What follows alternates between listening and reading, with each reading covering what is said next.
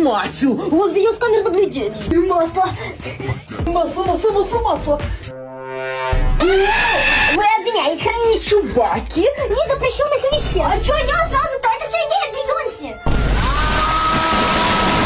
Отцапел, смотри, что мне ты в шорт нашла. Надо повторить. Точно в стороны попадем. Мне вообще масло для другого нужно было. Пора худеть. О.